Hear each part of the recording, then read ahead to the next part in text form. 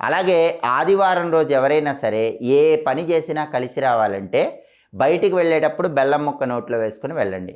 అలాగే ఆదివారం పూట ఇంటి యజమాని ఏం చేయాలంటే ఒక గాజు గ్లాస్ తీసుకోవాలి.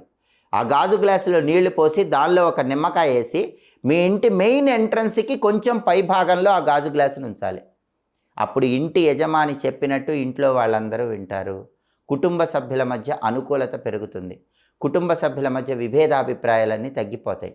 అలాగే ఆదివారం రోజు స్నానం చేసేటప్పుడు కూడా చిటికెడు కుంకుమ పువ్వు నీళ్ళల్లో కలుపుకొని 5 నిమిషాల తర్వాత స్నానం చేయండి.